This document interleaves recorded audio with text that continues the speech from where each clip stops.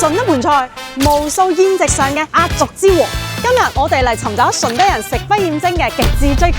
點解以前嘅一盤家常大集會可以成為順德舌尖上嘅非遺？盆菜歷史係非常悠久嘅，由我哋南宋時期，我哋皇帝趙昺嚟到我哋嶺南之後咧，嶺南嘅百姓咧都會用木盤裝好菜去款待佢。去到我哋嘅明清時期，盆菜更加係我哋嘅端午龍舟飯嘅一個主菜啦。尤其喺我哋佛山順德，亦都係非常嘅興盛嘅。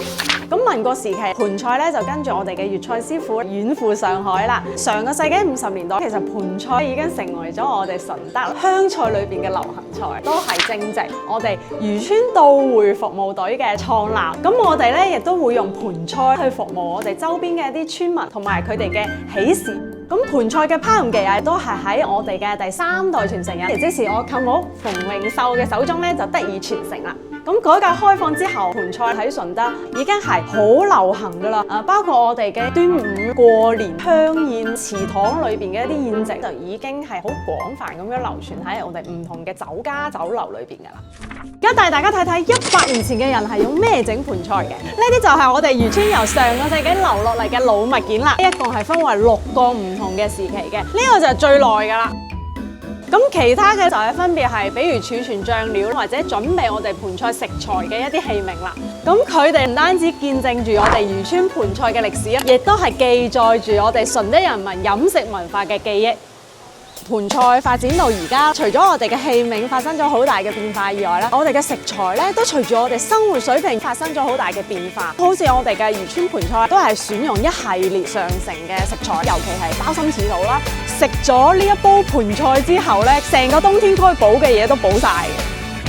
咁以前我哋嘅盆菜啦，就要分3層打盤啦，而且每一層會有唔同嘅食材嘅一啲講究。今日咧，我同添哥一齊咧，亦都係展示一下俾大家，而家我哋嘅漁村盆菜係點樣打盤嘅。首先咧，喺盆菜裏邊咧，我哋會先將菌類、菇類會鋪好先。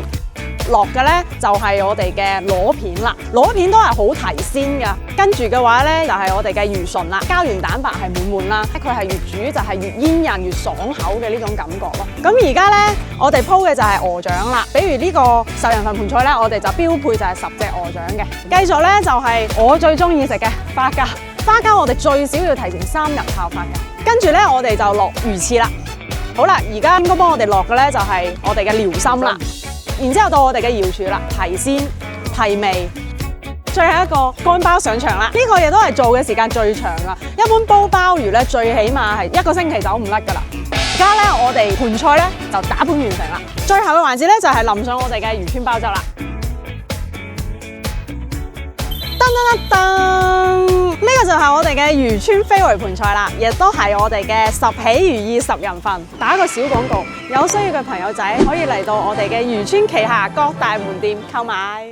一盆菜一家人一圍台，咁先至叫團圓啊嘛！盤滿缽滿嘅盆菜裏邊裝住嘅唔單止係我哋豐富嘅食材，更加係我哋順德人嘅飲食智慧，同埋我哋順德人嘅人情味。